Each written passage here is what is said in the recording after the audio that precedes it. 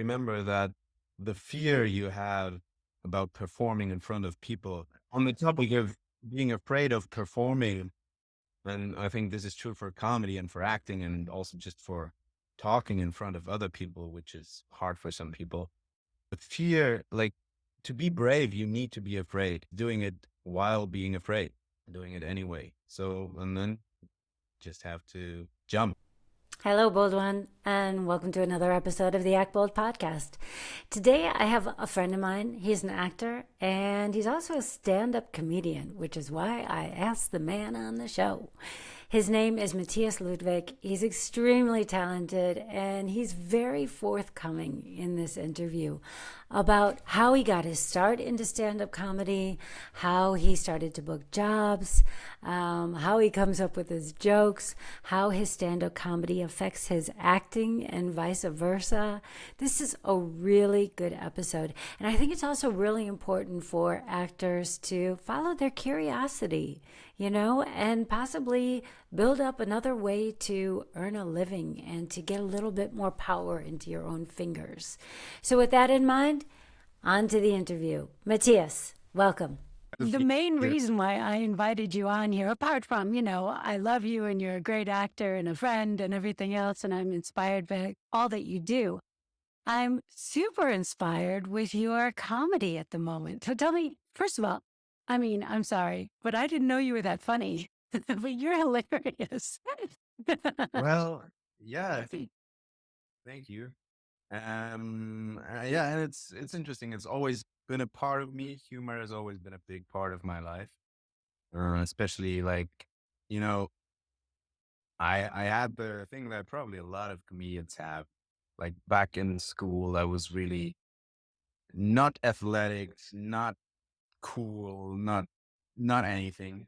So humor is then the ultimate weapon of choice, you know?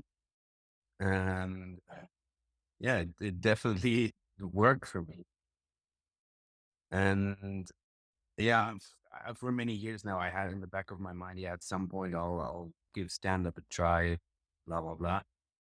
And then when I moved back to Hamburg to live with my girlfriend, now wife, and she's working in musicals, so she was gone every evening. I was like, okay, so what do I do now? So I thought, okay, either I'll start stand up now or I'll stop telling myself I will at some point.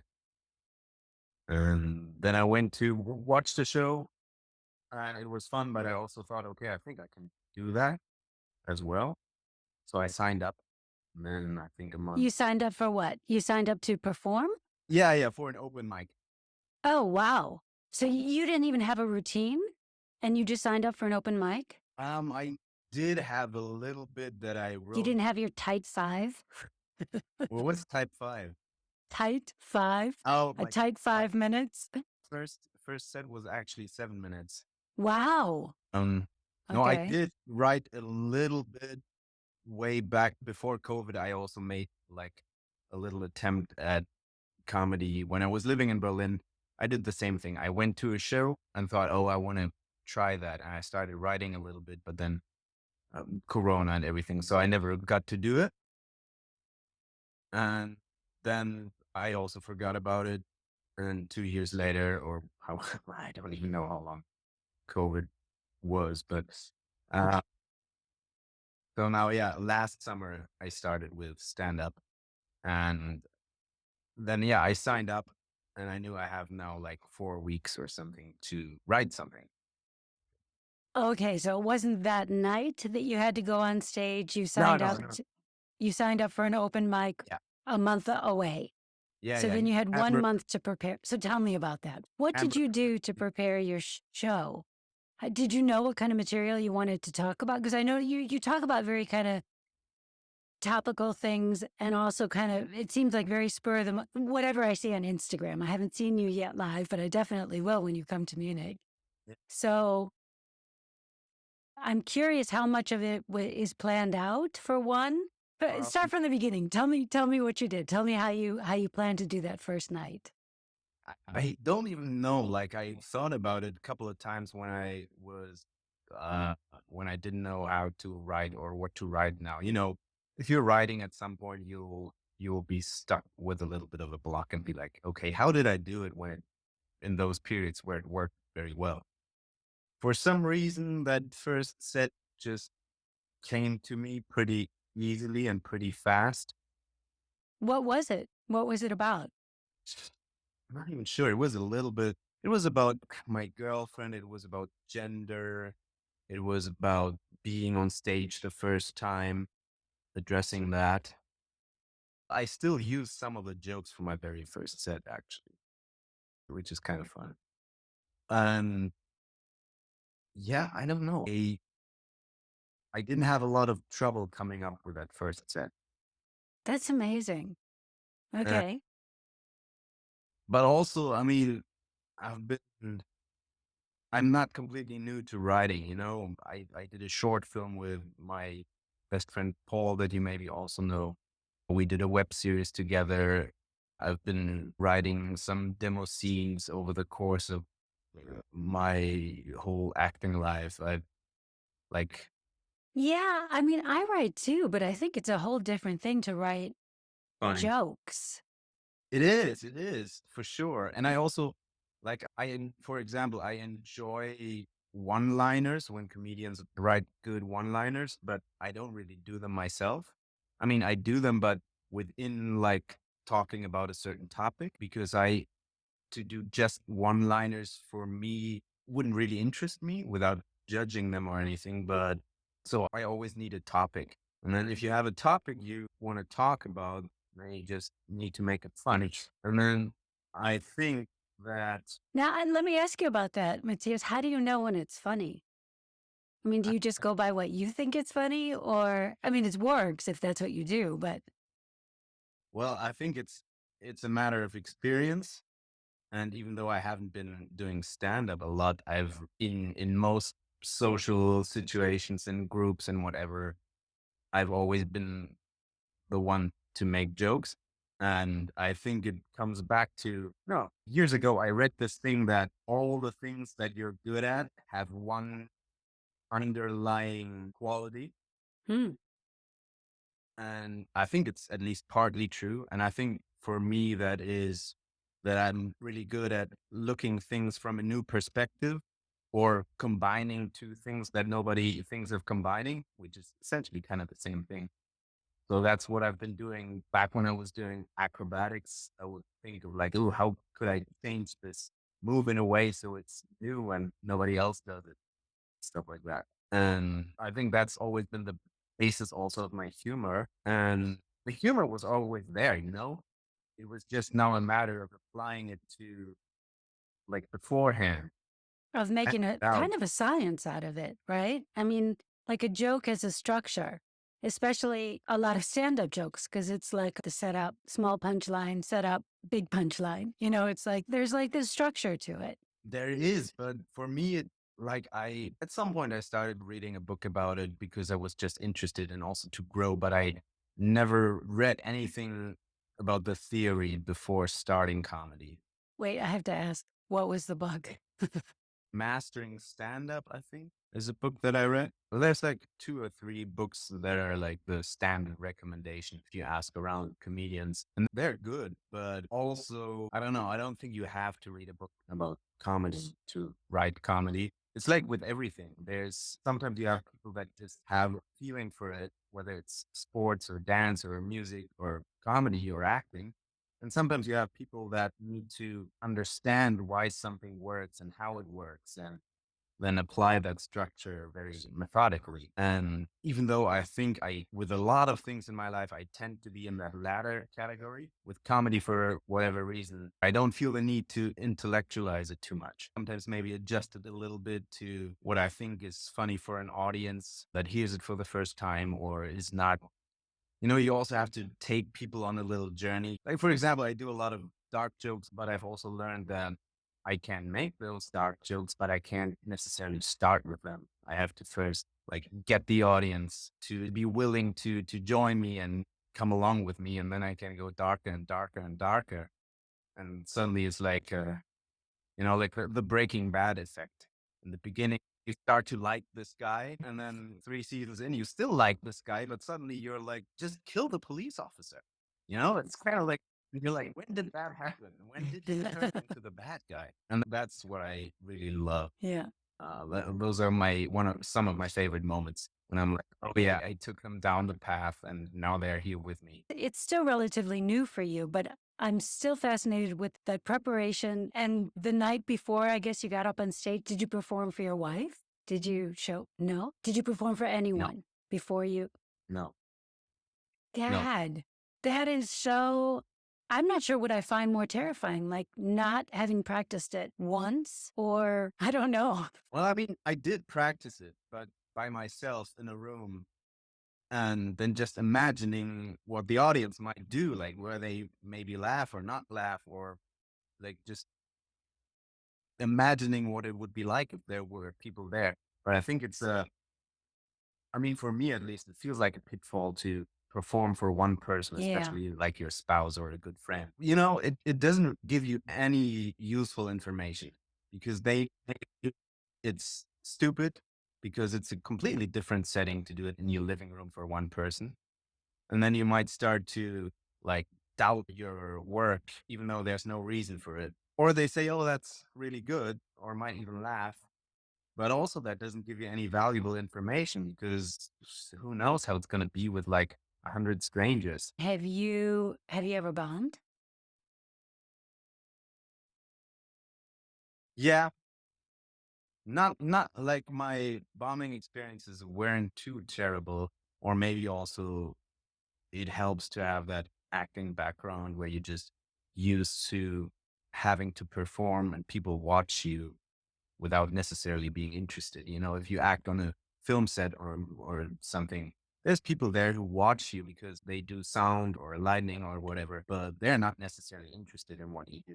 That's an interesting point. What do you think, besides like the resiliency that you have learned from being an actor, what do you think you took from being an actor into stand up comedy? Well, I have great background in terms of timing and working with text.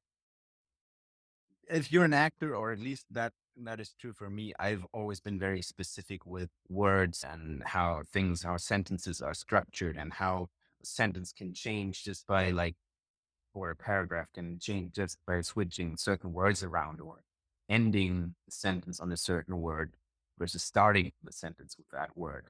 It changes the whole thing. And I know not every actor thinks about this, and it doesn't necessarily make you a better actor, but for me, that was always very important. So I definitely came into stand up with quite some background in, just working with text, working with timing, pauses. And I think that's something a lot of people struggle with in the beginning, to not rush through that set, but be willing to endure silence. It doesn't mean necessarily it's a bad thing. It can also mean there's tension building. And of course, I think as an actor, you're just used to memorizing lines. How about the other way? What do you think? How do you think that doing stand up comedy will help you as an actor? It's an interesting question. I've just thought about that today. I think anything that you will do with passion will be helpful in that way that it takes your mind off, oh, when am I gonna book my next job, Because with acting, it can happen so easily that you just sit there and wait for the next thing to happen, and it doesn't happen. And the more you wait, the worse it gets, you know? And if you have something to focus your energy and your passion and your creativity on, I think that already helps, no matter if it's acting or sports or music or making your own movies or whatever. And I think comedy definitely gives me a huge creative outlet, also a very fast one, because with acting, especially with the movies, I haven't done much theater, but with a movie, you shoot the movie and then you wait, and it maybe can easily take a year till you see something. And by that time, Easily. Yeah. maybe it's fun to watch, but maybe the excitement is already gone, for that moment, for that performance Yeah. and with comedy, you can literally, sometimes I'm on my way to a show, and while riding my bike, I think of a joke and I can try it right away. And maybe it works, maybe it doesn't, but it's a very fast feedback loop. So that's pretty cool. So if I've understood it correctly, it gives you of all, an immediate creative outlet. And you always knowing what your next job is going to be, what your next True. project is going to Yeah. be. So speaking of that, because you say you started what 14 months in ago. the summer, right? 14 months ago. Okay. But what I've really started to see a lot, like you've got like a whole tour and, you're traveling around. And so was that all you? Did you get an agent for comedy? How did you go about No, I doing don't have that? an agent yet. I've also haven't been looking for one so far. Oh yeah, just quickly on the last topic before I forget, because I think that's an important one. What comedy gives you, what acting doesn't give you, is you have to take a lot of ownership for what you're doing because it's all you. You can't hide behind, oh, the script was bad, the Mhm. director was bad, whatever. That doesn't exist. If it sucked, it's all you. And if it was amazing, it's all you. Because you wrote it and you performed it. Yeah. But actually, my question was, what can you take from being a stand-up comic into No, your but I think acting? that's it. Like the idea of taking ownership and standing behind your Mm, creative choices, because you have to do that so much in comedy. You have to learn to trust your instinct and be like, this is what I want to do. And even if it doesn't work the first time, I still believe it's the way to go. And I still believe this will be funny. So you learn to follow your vision and just stick to it and not to easily be swayed in a different direction. So yeah, that's interesting as well. There's more planning to a certain extent, or do you plan out your performances as well? Like obviously, I rehearse when I am practicing to do a TV show or a movie, whatever it is. I do rehearse, but I always try and leave room for spontaneity, for Yeah. that moment of inspiration or whatever.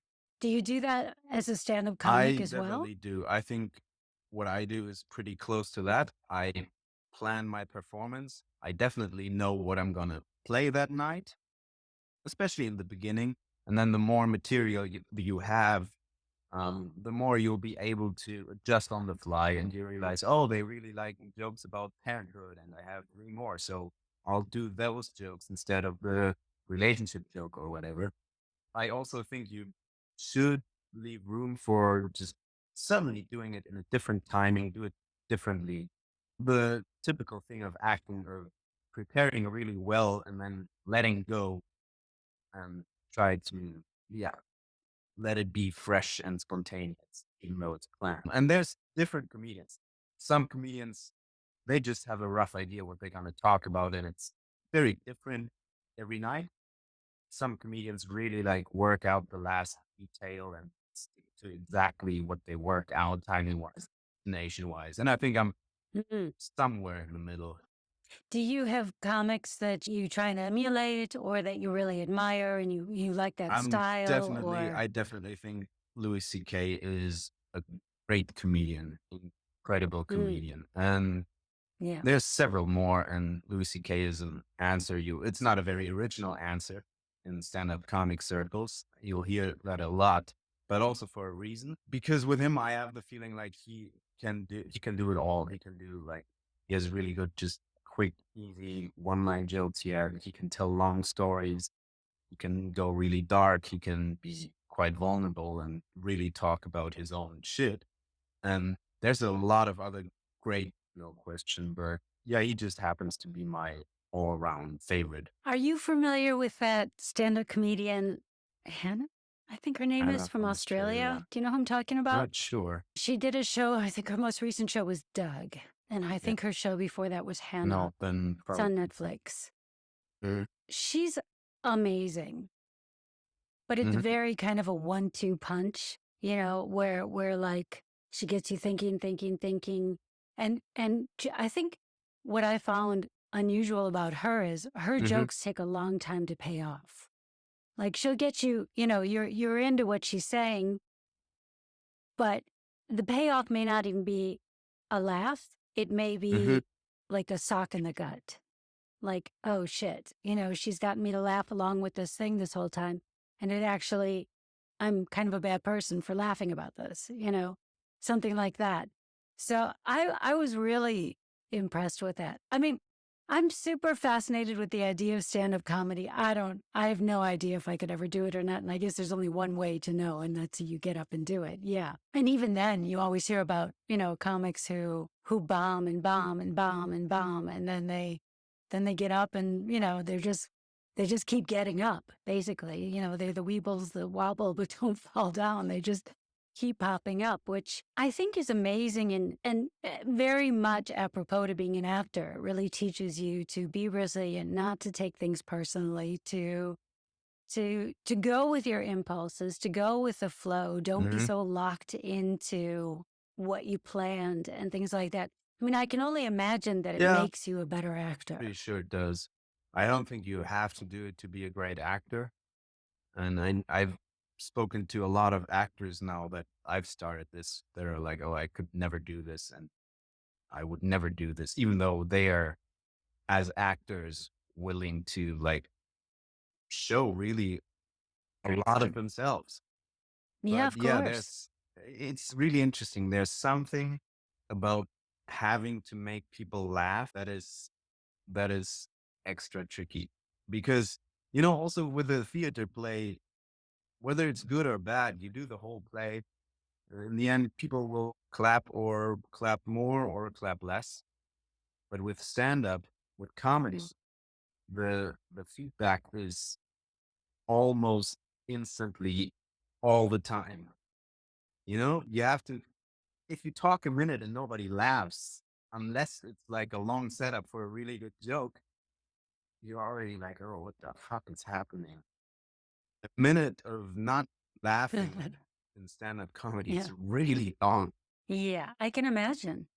And especially because, I mean, generally, I don't know, but, whenever I've gone to a comedy club, the audience, it's generally a pretty warm audience. I know it can happen, but I've never been part of a club where the audience was like, couldn't wait to, tear a comic apart. I'm sure it happens, but I've never seen it happen. Usually it's a warm audience, someone who wants to be entertained, who wants to laugh, who, wants to find you funny and Yeah, I mean, charming I, and I all of haven't that. really encountered like aggressively, like an audience that was really just waiting for you to suck and wanted to hate you and all that. There's sometimes audiences that are a little bit rowdy, that are drunk and stuff like that.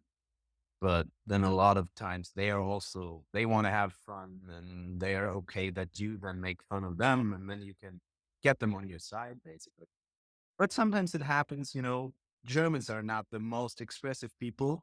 So I think most comedians I know have some kind of a story where they performed and they looked at the audience and felt like, oh my God, this is terrible.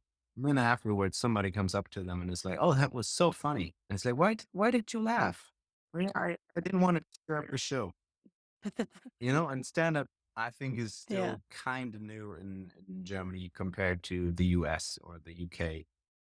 And so there's, at a lot of shows, I still Yeah. meet people that are like, I had no idea this existed. And they don't know what they're in for. So they don't know, like, also with like, especially with like dark jokes or jokes that can be offensive. It's like, oh, is it okay to laugh about this? Is everybody else laughing? What? But I notice you call out your audience a lot. You treat your audience kind of like a scene partner, and you'll react to how they're reacting to you. And I don't know, maybe your call outs are planned, but they obviously you're an actor, you can do this, but you'll seem to call somebody out and it seems Yeah, I think it's both. spontaneous. I mean, sometimes it's planned, but with stand up in general, I think the more or less standard way is to deliver it in a way that makes it seem like, oh, this is just happening in this moment. But there's also moments that are completely, Have you ever been I mean, heckled? not in a terrible way of like, sometimes you see these videos on Instagram where like they really start to have a whole full on discussion and stuff. But yeah, there's definitely sometimes, there's also certain venues where, okay, there's going to be some drunk people. There's going to be some people who think they are fine. So that, Okay. yeah, Yeah, that's probably dangerous. going on stage and then, you know, people will comment on your looks. whatever way you look like, but it will happen. I come from an athletic background. I'm in good shape, so people will not necessarily think I'm funny when I come on stage, and that can create some comments. Yeah. Well, you surprise them, not just a pretty face. So, have you thought about doing like a stand-up comedy is a one-man show, but it's not quite the one-man show in terms of like doing a theater production or something. Have you thought about doing something You mean like like a that? solo tour thing, or like a theater? Yeah, but not so much stand-up comedy, probably, combining things, I guess. So like monologues with No, I the haven't setup and the actually. I did today. I thought about no? maybe to try poetry slam just for the fun of it. Oh, wow. Do you write poetry? No, but I mean, poetry slam isn't necessarily classic poetry. In the end, I think I'm not really deep into that scene, but from what I know about it, it's basically any type of written text that you have and you want to recite and read to the audience. And it can be funny, it can be serious, it can be very poetically written, like some, or it can rhyme, it cannot rhyme. So there's not a strict rule to it. So I thought, okay, maybe I can take one of the topics I make jokes on and just rewrite it in a more lyrical way, but I haven't done that Mm. yet. And in terms of combining it with, I don't know, like with a play or something, I haven't thought about that. I have thought about also with Paul about like, okay, I mean, we would love to have like you know, the whole Saturday Night Live kind of show thing. Sounds really fun. Yeah, Doing combine. skits and things like that. Yeah, and we thought That'd be about having amazing. that as a stage production maybe also, but so far it was just like ideas to play around with, nothing concrete. There was a show back in Chicago that I saw years ago, and I think it went on to New York at one point. It was called Too Much Light Makes the Baby Go Blind. And it was 30 2-minute plays. So they would, and some of them were just stupid. Like, somebody would spit into a glass and somebody else drank it. I mean, it was Yeah. some of them were just the shock value, and, others were so poignant and they made such an impression that I never forgot them to this day. And I think that there's really something to that. And the show was fantastic, right? It had basically everything. There was something for everyone in there. And it was this group maybe of, 10 actors, whatever it was. And they would basically hang the skits up, number them 1 through 30 on a clothesline in the Yeah. audience. So there was audience participations. The audience would shout out a number, they pull it down, and they're like, oh, okay. And then they would immediately go into that skit, which was amazing. And the one I remember, there were two things that they did, and this was, God, back in the early 90s, probably. So, long time ago, and people were not nearly as open as they are now. So the theater was in a place called Boys Town in Chicago, which was where all the gay men lived and hung out and all of that. And in the beginning, one of their skits, they pulled it down. They said, okay, everybody who's in the audience who's gay, stand up. And it was like, oh, everybody. And there were a few people, of course, who stood up and nobody made fun of them or anything. But most people were like, even if they were gay, they just were not willing to out themselves to this audience that they didn't know what was how people would react to that. So then one of the people read off this monologue about when Hitler invaded Sweden, I believe it was, and had told the king and queen that they wanted all the Jews to line up the next morning for deportation. And while they were saying this, a naked man dipped in red paint rolled across this white paper at the back of the stage. And the end of this was, they said the king and queen of Sweden or Denmark, whatever, one of those Nordic countries, were the first people in line the next morning, thereby sparing all the Jewish people of that country of being deported. And then they said, it still chokes me up, who's gay? And everybody stood up. I mean, And I think that comedy and storytelling has the power to do that in such short, you don't need much time to get these really, really important messages across. I mean, I don't know how a whole night would have been of, bam, bam, bam, message after message after message. But I remember that 30 years later, 35 years later, whatever it is. And it still gets me. I still feel like, wow, that was so powerful. And I think that is the beauty and the power of laughter when it's combined with something else, which is why I was asking about a one-man show, because I think Phoebe Waller-Bridge, the woman who wrote Fleabag, she basically says more or less, it's set up, set up, set up, or joke, joke, joke, and then punch him in the stomach with the reality. And I think there's something to that as well. It just, I guess, depends on what the point is, as with everything. What is it you're trying to say, and what is it you want the audience to walk away with?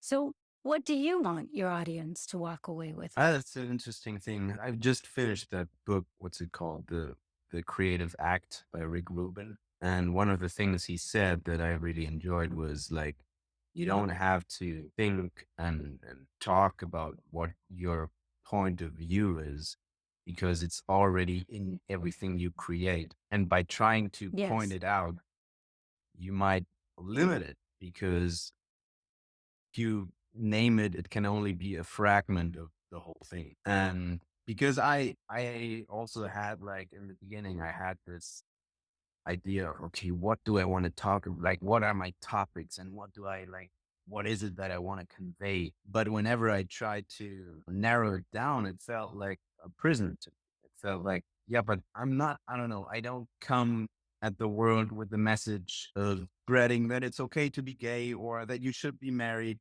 or that you shouldn't be married, or that you should have kids or shouldn't have kids. I just talk about whatever I find interesting, and I will inject it with my point of view, and then leave you with that. And I know that the topics I want to talk about will change all the time, because it will always be a reflection of what I am and what I think, and that moment and that phase of my life. It might change in the future, but right now, I can't say that this is my mission and this is what I want to bring to the people. That makes sense. Yeah, and I don't think that you have to limit yourself to topics or anything like that. But I do, like, I notice within my own writing that there are themes that keep coming up. And right now I'm doing this whole sort of like exploring what acting means to me and writing out basically my acting story from beginning to end, and trying to find the moments in my life that led me to believe one thing or another, or led me in one direction or another. And then I ran it through ChatGTP and I said, and what do you think are Right. the themes in this? Which is a super interesting exercise. And I have to say, usually I'm really pissed off at ChatGTP and I end up getting into arguments with it. But this time I have to say it, I found it to be right on target, really, really like astute in understanding what my themes were, what the recurring things in my life were. And I think that, for all of us, we all have themes in our lives, right? And those are just, it's part of who we are. It's part of our internal makeup. And not to say that they can't change, because we do change and evolve as we grow and as we gain new perspectives. And, when you become a father, your perspective on the world is going to change, and then when your kid grows up and leaves the house, your perspective is going to change again and again and again. And there are all these kind of turning points. And when we lose a parent, there are all these like major turning points, but it doesn't mean, just because I lost my parent doesn't mean that, and then you lose yours, it doesn't mean we're going to have the same perspective, right? It may mean one thing to me and mean something entirely different to you. But I find it fascinating that we can share these human experiences, and there's enough of an understanding that we can still share a joke, right? To share the humor. I think one of the things that are an ongoing topic for me is to, let's say I have a longer joke about the gender pay gap. And I always like to joke about the topic from all angles. So whatever your view is, you can feel offended or you can feel seen or you can feel, you know, I'm the most satisfied with a joke when in the end it's not like this is right or this is wrong, but I've shown you every facet that you can look at it. You must have been good on the debate team in school. It's the parallel world in which I am a lawyer isn't far away. And that's what I like, because that's something that really gets to me, especially in these times that we have this very black and white thinking of like something is either good or bad, or if you're this, then you're also that. And, you know, COVID was a perfect example. We had this huge divide over the vaccination is the perfect solution or terrible thing the government does to us all. And it's the perfect example because I don't think the truth lies in either one of these extremes. It's somewhere in between, and we will probably not know. And I think that's true for almost every topic, whether it's veganism or sex or being a parent. Like there's always so many angles to look at it and so many layers to it that you and I think it's really fun to show them all, and then everybody has to find their own unique standpoint to that. But I think it Yeah. makes sense to show all the other points as well and show weight where they might be valid as No, but I understand what you're saying. And honestly, that I don't believe that anybody is all bad, all good. Even people who do horrendous things are not all bad. And vice versa. Just because someone is a nun doesn't mean they're all yeah. good. So the characters that I enjoy playing the most, that I enjoy writing the most, are the ones that kind of walk this razor's edge of between good people trying to do good things but making mistakes, not making mistakes, maybe being egotistical, maybe being selfish in the moment, maybe being distracted, maybe. I mean, these are just all things that we all deal with.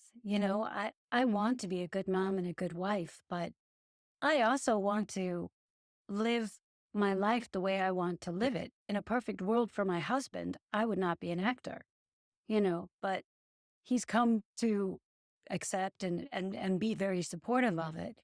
But you have to follow sort of what you want to do, even when it hurts other people. And it just depends on which side of the fence you're sitting on, which perspective you're looking at that, and whether that's good or bad. Even a serial killer is justifying in their head why they're Yeah, doing it. absolutely. Not saying that makes it right, but it's our job as actors to try and Hello? not judge, but to understand. And I think that that's one of the things that makes these different perspectives so interesting. Yeah. Okay. Well, basically, it was just we were both talking about how I mean, I think it's important that as actors, it's more important that we don't judge. I mean, the more so than a comedian. A comedian can judge or not, doesn't matter. It's your point of view. That's what's funny Yeah. is your point of view. But for an actor, it's our job not to judge. Do you find that hard to separate? Because truly, that is our job as an actor, whether you're playing, somebody in real life who you would think is horrible. If you're playing that person, they don't think they're horrible. They can find 1,000 justifications for why they do something. So do you find it hard to sort of switch back and forth with that hat of like, I'm not going to judge to, no, I'm judging you I think and I'm judging you? No, I think it's because you have to do that anyway. If you act, you have to switch from not judging in your acting work to if you go out of that acting work to being a normal person. then judge again. Yeah. And True. so Yeah. it's not harder to then do that when you come to the comedy side of things. Um, but I do think the point of walking the razor's edge is also describing perfectly what's my favorite experience maybe in comedy, when you have a topic and you just that's very like that's dividing people, and you manage to walk like this middle line and make fun of both sides without really picking one side over the other. For example, I'm currently writing this joke about like the whole conflict between Gen Z and Boomer generation, or older generations, and I think they're both right and they're both wrong. And I think if you can get that across, it's great because then it can be funny. Which conflict are we talking about? Well, yeah. There are How the many. older generations talk about like Gen Z generation is lazy and picky and agile Spoiled. and Entitled. everything. Yes. For them, boomers are out of this world and they ruined the planet and they ruined the economy and the Yeah. housing market and everything. And as I said, I think they're both right and they're both wrong. And if you can point out those things in a funny way, then you can make people laugh, but also maybe make them realize and understand the other side a little more. And that would link. So I think maybe that's your Maybe. theme is trying to point things out in a neutral way, showing all the different sides and letting people hopefully come to a conclusion that's a little bit more accepting of the other side. Well, that would actually come back to what I said in the beginning about this underlying quality that you have with everything you're good at, and which I believe in my case is seeing things in a new perspective. Also seeing a perspective that might not be my own, but being able to understand it. And also, I'm not saying I'm the only one who's good at that or anything, but No, that's not how I took it. So let's talk for a minute about booking your jobs, because you're not only your own screenwriter or whatever you want to call it, joke writer, you are and director and performer, and all of that, choreographer, the whole deal. You should combine your acrobatics with your that could be something. yeah. But you're also your own booker, right? You're the one calling the clubs and Yeah, the interesting thing and the big relief compared to the acting world is that your progress is a little more linear. You know, if you show up to 10 open mics and you do a good job, at some point, when you meet people, and at some point, one of the club owners or organizers or show hosts will be like, "Hey, why don't you play a little paid spot at my show?" And then you okay, do that yeah, 20 times and you do a good job, and then they'll give you a bigger spot. And then by that time, other comedians from other cities will have seen you and you'll get booked for somewhere else. And you'll have a video that you can send to other shows and be like, "Hey, this is what I do. You want to book me?" And with acting, as I'm sure you know also very well, it feels way more random. You know, maybe yeah, there's a year of nothing, then suddenly you get a big part and you think, "Oh, this is a step up." But then after that big part, suddenly there's nothing again. And then there's a part and then there's nothing or another small part and suddenly a big part. And it feels way more out of your control because it's less linked to you doing a good job in a way. Because yeah, there's so many other factors that come into play. Is there even a script that you would be right for? Do people yeah, that do that script know about you? Like, do you get even into the room with those people? So there's a lot more randomness involved in acting, yeah, and in for comedy. sure. Yeah, that was one thing that really impressed me, was seeing your Instagram and watching like having a smattering of of gigs Mm. booked and to like now posting, this whole tour. And it struck me also like how much quicker a trajectory can be when you're the one kind of when it's a one-man show, when it's you Well, doing it. yeah, to be fair, also, you have like two kinds of shows in the comedy world. Basically, you have like open mics where you go to test out new stuff, and you can fail and you can bomb and you can just play around and see what works and if your ideas work, but you don't get paid. Hmm. Open mics, you get like 5 or 7 minutes or something, and maybe you get paid a little bit or maybe not, but that's basically your training ground, right?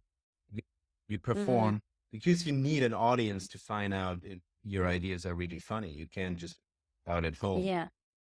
It's not like a theater company that can just rehearse it and then present the final thing.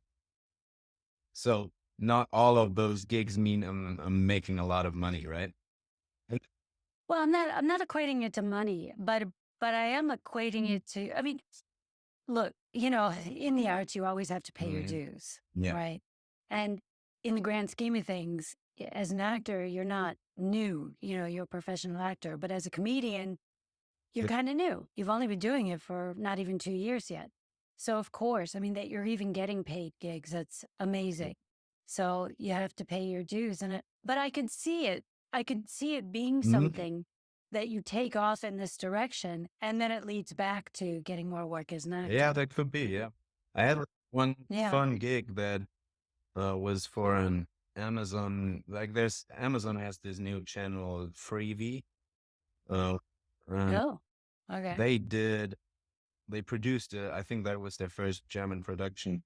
A show with two quite well-known comedians, and they basically have a little bit of the Saturday Night Live thing going on. They have a show with an audience which they host, and then they have like skits, the comedy skits that are recorded and look pretty good, like quite cinematic.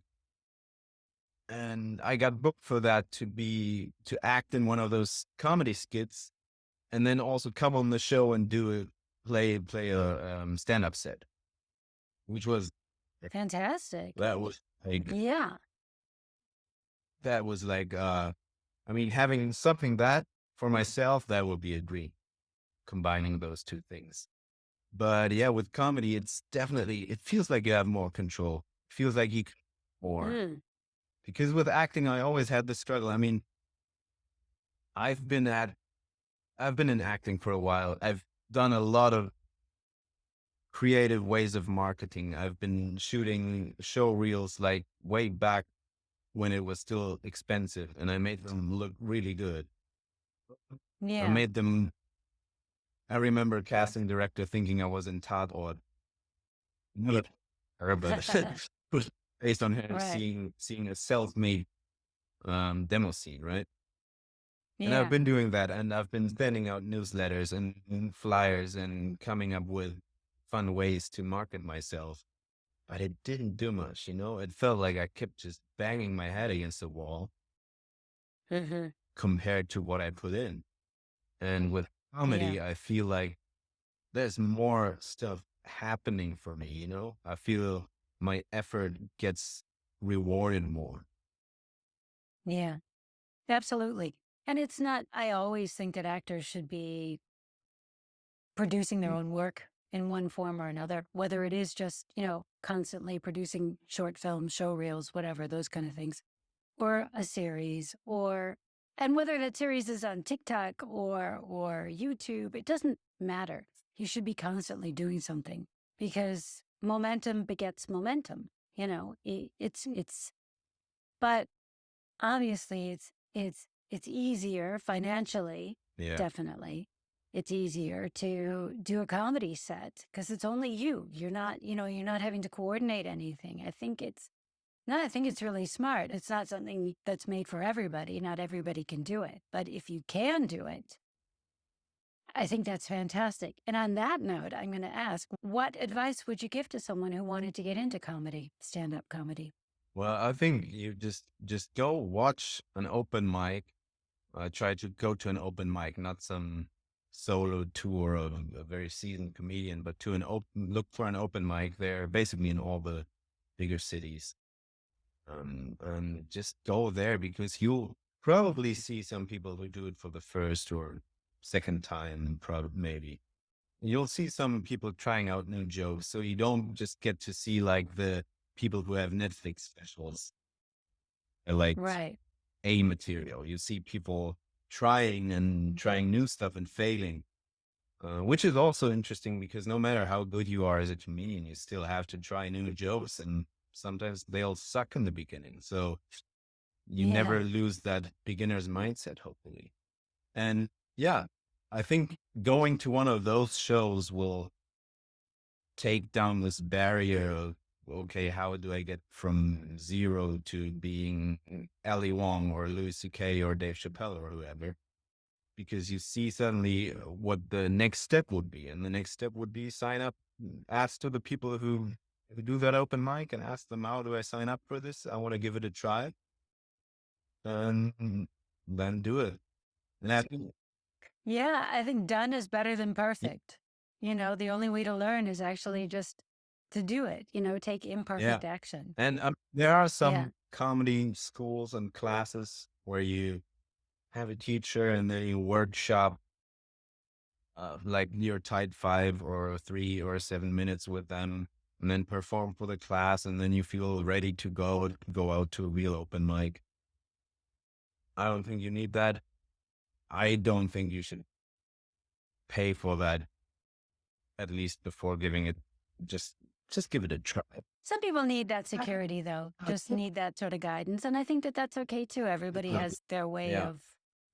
And that's also not an option to do that, but it's not something that I'm like think you have to do or that I would recommend over just going for it. But yeah, and then also remember that the fear you have about performing in front of people on the topic of being afraid of performing, and I think this is true for comedy and for acting and also just for talking in front of other people, which is hard for some people. But fear, like to be brave, you need to be afraid, doing it while being afraid, doing it anyway. So, and then just have to jump. All right. I just wanted to thank you for taking the time to come on. Yes. Thanks for having me. All right. See you in Munich. Okay, that was a really, really interesting interview. I have to say, I have always been interested in stand-up comedy. Let me know in the comments if you're interested at all in stand-up comedy, if you have the nerve to try it on your own, or if that's something where you're just like, oh my God, no way, no way, no way. I would love to know. And if you like that interview, maybe for the next episode, you